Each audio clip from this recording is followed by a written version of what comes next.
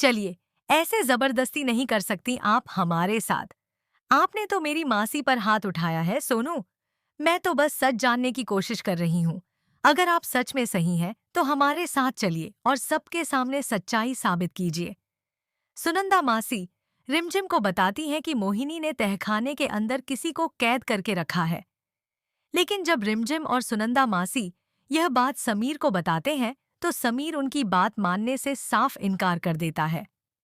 वह गुस्से में रिमझिम से कहता है कि आगे से वह बुआ माँ के खिलाफ एक शब्द भी नहीं सुनेगा। लेकिन सुनंदा मासी हार नहीं मानती। वह घर के सभी लोगों के सामने बता देती है कि मोहिनी ने तहखाने में किसी को बंद कर रखा है। यह सुनते ही मोहिनी बुरी तरह घबरा जाती है। उसे डर सताने लगता है कि कहीं सुनंदा पूरी सच्चाई सबके सामने न ले आए। अपने राज्य को छुपाने के लिए मोहिनी गुस्से में आकर सुनंदा मासी को जोरदार थप्पड़ मार देती है। थप्पड़ लगते ही सुनंदा मासी जमीन पर गिर पड़ती हैं और उनके सिर पर गंभीर चोट लग जाती है।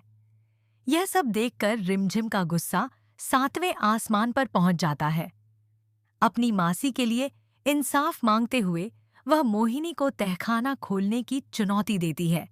रिमझिम कहती है, अगर मेरी मासी गलत निकली तो हम दोनों आपके पैरों में गिरकर माफी मांगेंगे।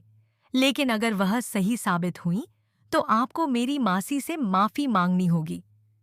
मगर मोहिनी किसी भी कीमत पर तहखाना खोलने को तैयार नहीं होती। उसकी घबराहट देखकर रिमझिम का शक और भी गहरा जाता है। आखिरकार रिमझिम मोहिनी को पकड़कर तहखाने तक ले जाती है। जैसे ही तहखाने का दरवाजा खुलता है, अंदर का नजारा देखकर सबकी रूह कांप उठती है। वहां किसी इंसान को लाल कपड़े से ढककर रखा गया था। अब आगे क्या होगा? क्या उस कपड़े के हटते ही मोहिनी का असली चेहरा सबके सामने आ जाएगा? क्या उसने सच में अपने पति को सालों तक इस तहखाने में कैद करके रखा था? या फिर मोहिनी ने पहले से ही कोई नई चाल चल दी है? जानने के लिए हमारे चैनल को सब्सक्राइब करना बिल्कुल न भूलें। तहखाने के अंदर का डरावना माहौल देखकर सभी लोगों की सांसें थम जाती हैं।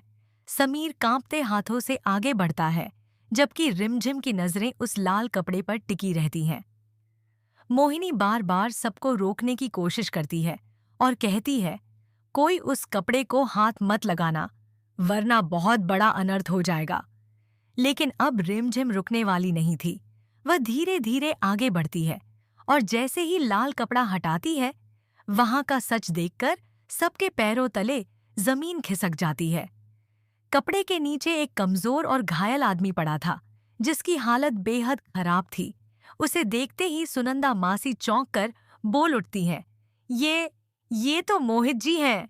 मोहित को देखकर समीर की आंखें फटी की फटी रह जाती हैं, क्योंकि पूरे परिवार को बताया गया था कि मोहित कई साल पहले घर छोड़कर चले गए थे। लेकिन असली सच कुछ और ही निकला। मोहिनी ने अपने ही पति को सालों तक तहखाने में कैद करके रखा था, ताकि उसकी काली सच्चाई किसी के सामने न आ सके। यह सुनते ही पूरे घर में हड़कंप मच जाता है। समीर गुस्से में मोहिनी से पूछता है, आखिर आपने ऐसा क्यों किया?